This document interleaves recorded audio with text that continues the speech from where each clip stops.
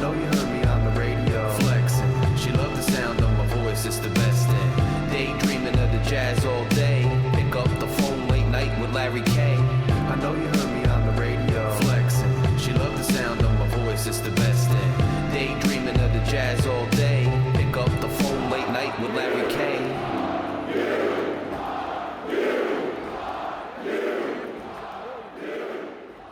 Well, Rutgers fans, if you had told me prior to this game that the keys to victory that I had laid out came to fruition, yet Rutgers still lost the game, I'd be flabbergasted.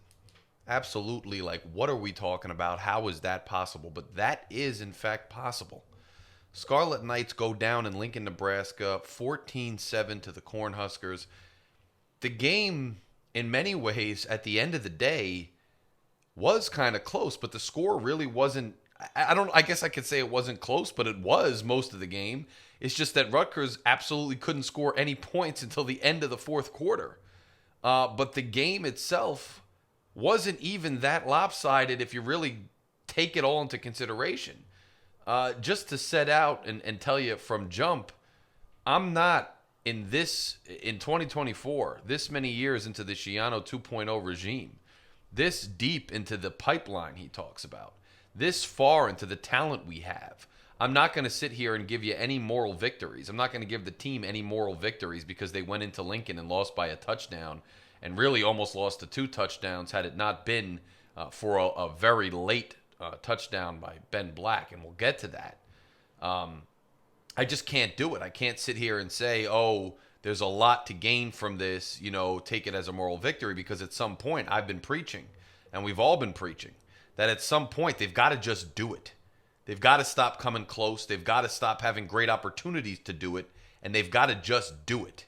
And once again today, they didn't do it. Now, does that mean that there was nothing at all positive to take for this game from this game? Does that mean that this game was some kind of embarrassing, huge letdown? The answer to those questions is no.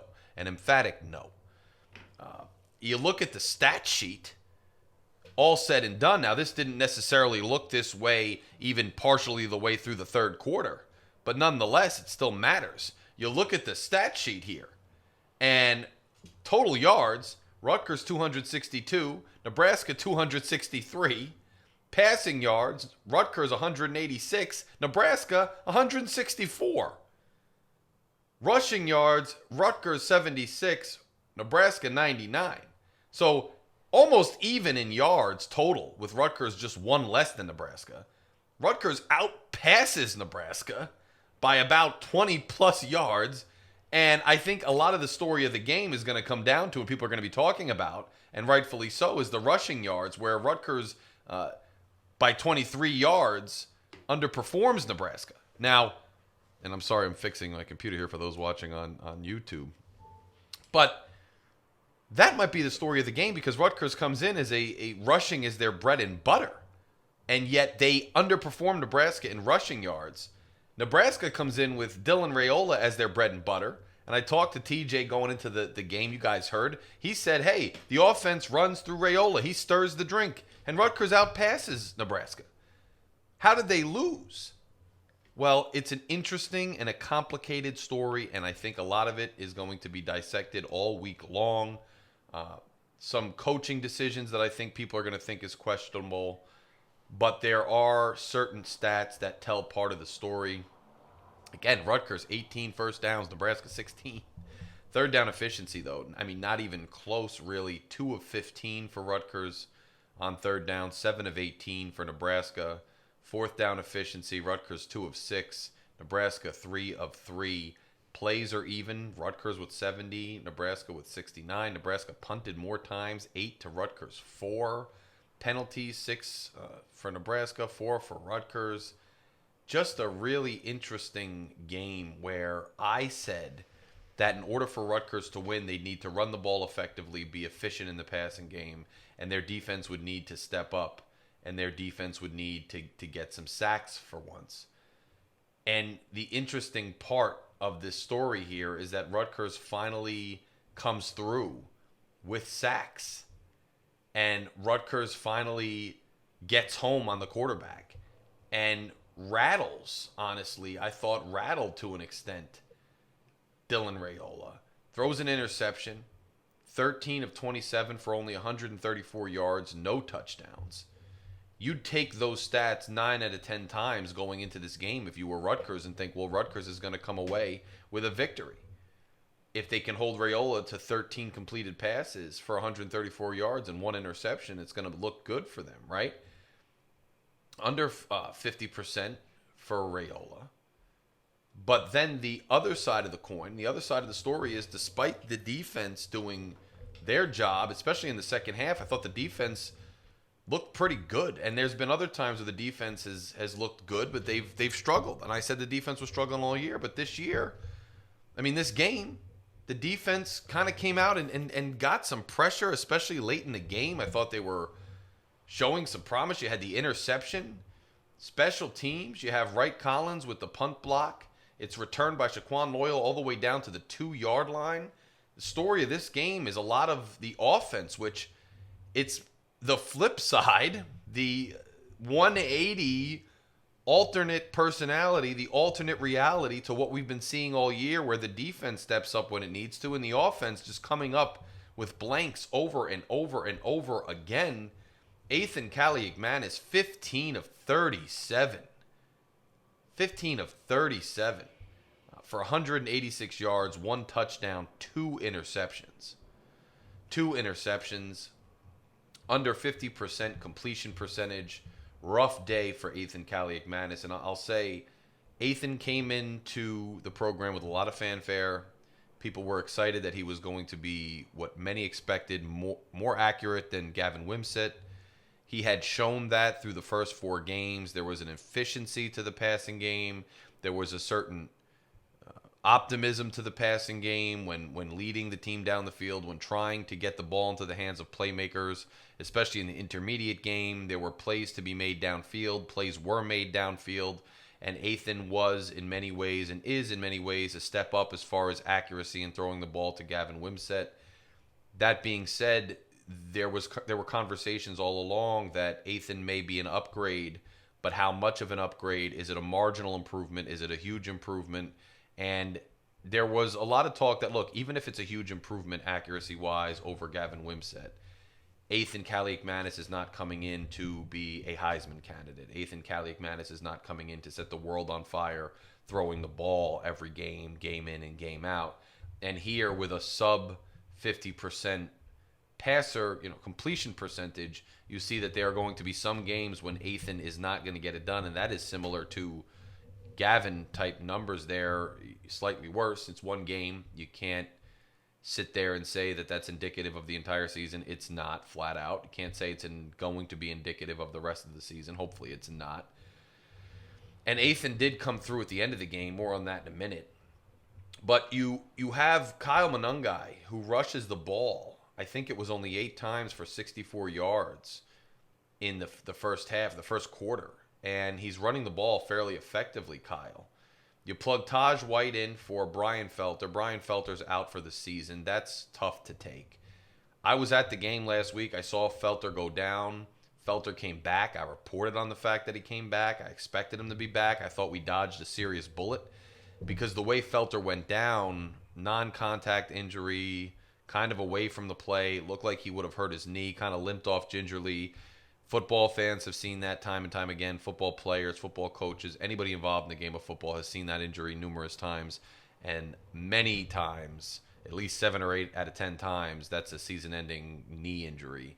He comes back. He plays pretty well for the rest of the game. You expect that maybe you dodged a bullet, but you don't. Felter's out for the season, and I thought that might be tough. Taj White comes in. He was more looked at as a tackle. He winds up playing guard. Some serious whiffs from White in there, and it led to some breakdowns, especially in pass protection, I thought. I thought Ethan was under duress on a lot of plays, and I think it probably affected his ability to land the ball accurately. Maybe it got into his head. Maybe the moment. I don't know exactly. I don't know if Ethan's 100%. He's got the knee brace on. It looked like he might have been dealing with some issues there. But in run blocking, I thought the line was looking pretty good early on, and Kyle Monangai was kind of having his way in some ways. and then you switch all of a sudden, especially subsequent to an interception where you have a golden opportunity heading towards halftime, you switch to throwing the ball and you don't throw the ball very effectively. You coming off an interception, you wind up with an interception, and Nebraska is able to hold you off. It's crazy when you look at the punt numbers. Nebraska's punting the ball so many more times than Rutgers because Rutgers is in the red zone or at least in Nebraska territory, several times, but then goes for it on fourth down and doesn't convert, kicks a ridiculously long field goal again on the road, 52 yards. Jay Patel misses it. It doinks off. I mean, I kind of got a feel for Patel at this point. I know some people are giving him some criticism, but when the kid is put in positions where he's kicking 50-plus yarders, and then when he could kick a shorter, closer-in kick, we're going for it on fourth down instead of taking the points, it's kind of tough to get consistency. It's kind of tough to look good on the stat sheet because you're kicking from farther away. But I think some of the story of this game is going to be going away from the running game at times when you should have leaned into it. Ethan did not have a good day. Not only that, he had a line that was hurting a little bit in pass protection. And I just don't think the play calling was very good today in terms of understanding when to call the right play at the right time and what to lean into based on the way the game is going. Easy for me to say. I'm sitting here in Newark, New Jersey, talking to you guys, and I have the power, of hindsight and the power of this wide view here from the television. But still, it's got to be questioned a little bit. We had some of that in the second half against Virginia Tech. Washington, I thought it was better as far as the offense goes, but just the coaching calls and decision-making, I thought, just being honest, left something to be desired in terms of when you take points, when you don't, and the kind of calls you make. You have first and goal from the 2-yard line, and you can't get in. Now, there's some controversy there. Many will say Kyle got in. It was not reviewable. Rutgers hurries up to the ball. Also kind of questionable there. But we don't get the points. You end up trying to throw the ball. It doesn't succeed. Almost winds up picked. And you got to wonder, hey, one play to do it all. 2 yards to go. Even if you tried 3 times and you didn't get it. What's your go-to here? Is it really to lean into Ethan Kaliakmanis, who has struggled through an interception that looked like it was behind long, kind of had an issue throwing behind guys a lot of the day today, was under duress? Are you going to put the ball with one play in the hands of Ethan, or are you going to put it into the hands of Kyle Manungai? And I just thought that's the type of decision. What about the tush push that we worked? It worked later in the game. We had to get a first down. What about the tush push? I mean, put the ball in the hands of guys who are reliable in that situation. First and goal from the 2. I understand the controversy of the call that he was short of the line. I understand that, but when you got fourth down, I mean, tote the rock with Kyle. I hate to question, and I understand. See, last week a lot of people had a problem with Schiano punting the ball at midfield against Washington, and they drove back and scored. I still think that was the right decision. A lot of people think it was the wrong decision. No, it wasn't. Play smart. Punt the ball there. Kicking 52-yard field goals. At least try to run and get some more yards to make it more comfortable. Maybe try to pin them. It wasn't like Nebraska was going on a scoring spree. Quite the opposite today. Just frustrating in those ways. Ben Black, there was a lot of talk about the talent of the young guys coming in, this pipeline being full. Ben Black comes in, 2 receptions for 54 yards, 1 touchdown. He could have had another touchdown, and it was just the only time of this game where I got up and was just yelling. I mean, to the point other people in my house are like, what are you yelling about? I had to show them the play. This is what I'm yelling about.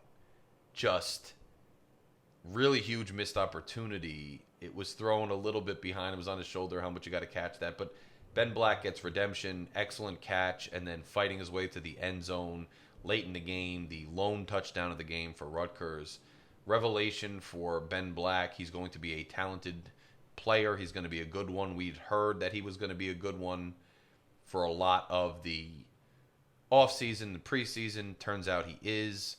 Looking forward to seeing more of him. Ian Strong couldn't go. KJ Duff started in his place. That's a loss for Rutgers whenever you have an injury to a player like Ian Strong, who has been doing a lot. But now injuries start to pile up. There's no excuses. You've got to have a next man up mentality and run with it. And if Taj White and the line is struggling a bit in pass pro, lean into your running game. Lean into your running game. And it wasn't just the line. The line had something to do, I think, with Athan's lack of accuracy. But he had a lack of accuracy.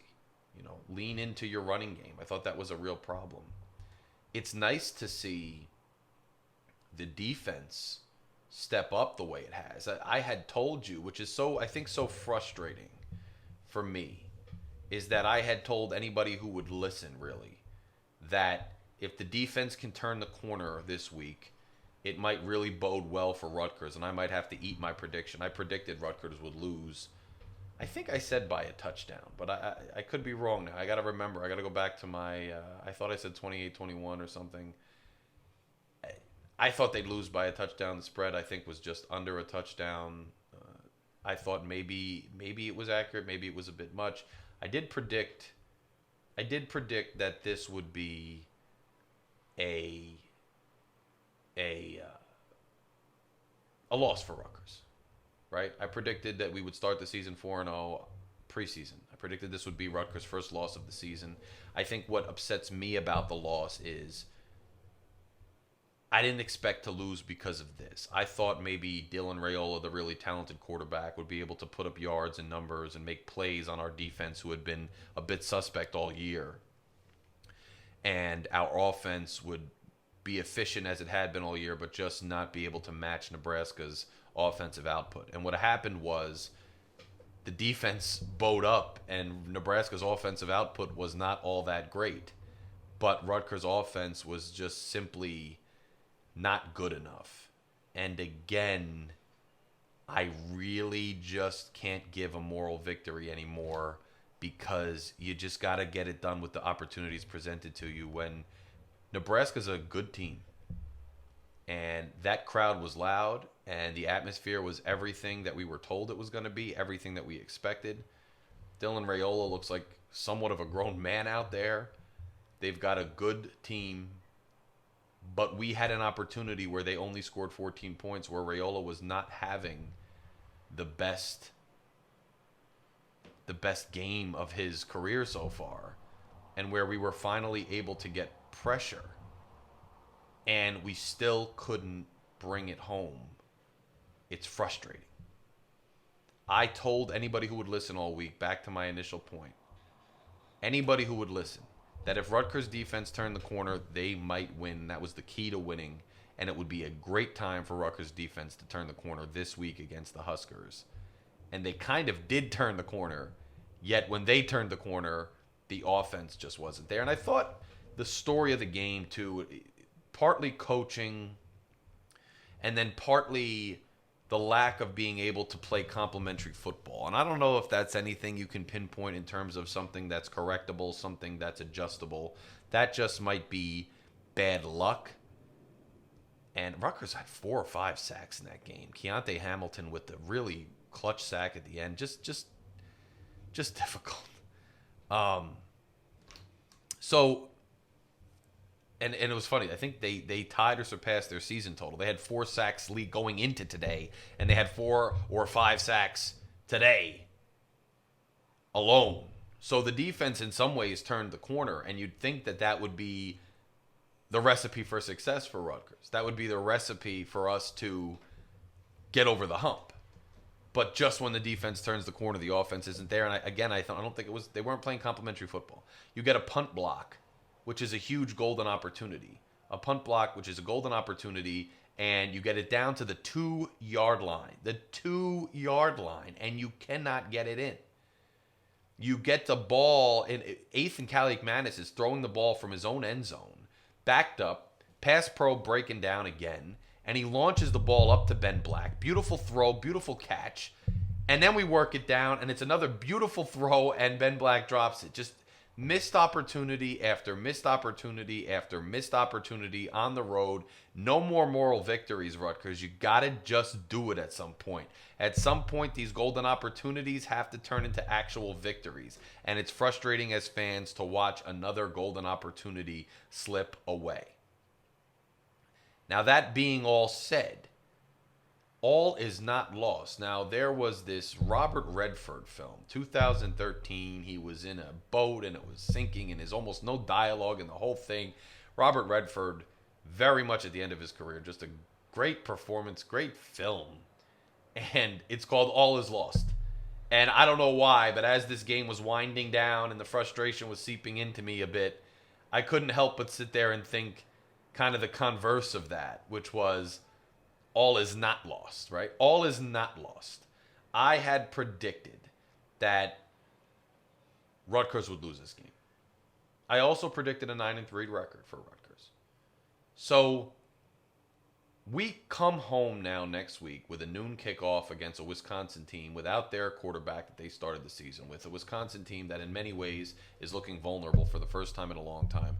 You can't add the Corn Huskers to our redemption tour of teams that we haven't been able to get over the hump with. I'm not counting Wisconsin right now after this loss as some kind of victory. But I am saying that all the opportunities we set out to attain are still there in front of us as Rutgers fans. It's still possible. And so what can you take from this game? Although I'm not handing out moral victories in this game, I think it's important to note that if the defense has turned the corner in some ways, and I know, look, there were some bad angles again from Powell, some bad coverage from Walker at points, but then Walker I saw him in a couple plays starting to turn the corner a bit. Jabome in there with nice hits. This was a very talented quarterback with talented weapons, and Rutgers held them to 2 touchdowns on the day. And it's not to take anything away from the Huskers at all. But we went in on the road in a tough environment to a team that is now 5-1, one of the better teams in the Big Ten. And we held them to 14 points, and in a lot of ways we beat them in yards in some instances, passing yards. We got into their territory several times. We held a very talented quarterback to not a great day passing the football. We blocked a punt. I know Nebraska has had some problems with kicks, and we exploited that. But if you're going to take anything away from it, take away from it the fact that we didn't get pummeled. Rutgers wasn't exposed in some way as being pretenders or exposed in some way with this ridiculous weakness we were unaware of that other teams can use as a blueprint to defeat us that completely takes our season off track. The worst thing you probably take from this game is that without Brian Felter, we're going to have to do something to improve the pass protection and improve the overall cohesion of the line. That's a tough loss. I didn't get to talk to you about it because the news wasn't announced until today. Losing Brian Felter is a tough loss, and hopefully Ian Strong isn't out for the long haul. But you have a revelation that is Ben Black. You get up and you keep fighting. Yeah, is the revelation, maybe you might say, that Ethan Kaliakmanis is not the most accurate passer all the time, consistently, week in and week out? Yeah, but that's not really a revelation because we kind of knew that was possible. And quite frankly, Ethan Kaliakmanis at the end of that game, landing those passes to Ben Black and doing it under duress even at times from his own end zone shows that the kid still got grit, the kid still got potential. And if the defense can turn it on and do what they did to other teams, what they did to Dylan Raiola and Nebraska today and their playmakers, well, they've got a chance to win many more games this season. All is not lost. All is not lost. I thought we'd lose the game. I thought we'd lose the game by about a touchdown. We did. Was it a frustrating way to lose? Was it the loss of an opportunity? You're darn right it was. You're darn right it was. Is it frustrating? You're darn right it is. I'll say you're damn right it is. I don't know. I'm trying to keep it somewhat clean on this cast, but, you're damn right it is. But all is not lost for this team. Hopefully there weren't a ton more injuries. We'll get the report an hour before the game next Saturday, I guess. And hopefully the coaching staff takes a look in the mirror a little bit. I mean, it's just a frustrating game because there were so many opportunities left on the field. And when you have that many opportunities left on the field, it's a missed chance to really do something special with the season. It just is, at this point anyway. Doesn't mean they're not redeemable. Doesn't mean all is lost. But it's tough because I would have told you that if we had turned the corner defensively like that, we would have won the game. And the fact that our offense was just unable to capitalize, unable to bring it home, get points is ridiculous. But part of that's on play calling. Part of that's on coaching decisions. Part of that's on a line that's a little more banged up without one of the better players. I love Felter. So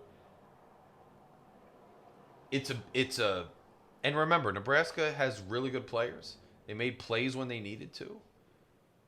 They weren't doing as well with the passing game. They got the running game to get their scores. The fake punt didn't amount to actual points, but it was a smart play. Their defense bowed up. Just like last week, you could say Washington's offense was unable to actually punch it in and go into the red zone because our defense bowed up. Well, Nebraska's defense bowed up when they needed to. They got a good pass rush going that knocked our quarterback off kilter. And their fans showed up and were loud, and it was a tough road game. It just is what it is. You're going to lose some of those games. It's just the way we lost that is frustrating. Overall, though, it doesn't change my season prediction, which was a really ambitious and bullish prediction, and I'm still there. I think if the defense turned the corner to an extent and they got their mojo back and the dark side defense knows what they have to do to get to the quarterback and to hold teams to 2 scores for the game and make the kind of impact in the clutch that they were able to do today to give the ball back to our offense who ultimately couldn't get it done. And I mean, that's another coaching thing there and just execution thing. Christian Dremel, he's punting the ball late in the game. Field the ball. Field the ball. That ball bounces all the way down to the 11-yard line. Get under that ball and catch that ball. And don't let it go all the way to the 11-yard line with under 2 minutes left for your offense to make its way all the way down the field to tie the game. Field that ball. I mean, come on. What are we doing with some of this stuff? That's coaching. That's execution. That's what that is. And the team, the good news is, like I said, all is not lost. The good news is this team played to a point where they could have tied the game. They could have feasibly won the game, but they just didn't. They didn't get it done. They didn't get it done when the heat was on. It's a missed opportunity. There's no moral victories. So I'm not awarding a moral victory whatsoever, but I am saying that all is not lost. What we saw from this game, we can take that and we can improve going forward, and they can win games going forward. That's a fact. You start with Wisconsin. This is a team you haven't been able to beat. This is a Big Ten legacy powerhouse type program. They're coming into Piscataway. They got some issues. Beat them. Beat them and get back on track. Get to the record Nebraska has. Get to 5-1 and get back on track and continue with the mission. Chop the moment, chop the game, continue to chop. Those stats, those defensive stats for Rutgers, how even the game was after all is said and done, aside from execution and scoring the points needed, the missed opportunities, there's stuff we can take from the game. It's not a rah-rah moral victory, but there's things you can learn from that game. The coaching staff has to do better. The execution has to be better. The play calling has to be better. The quarterback's got to be better. Pass protection has to be better.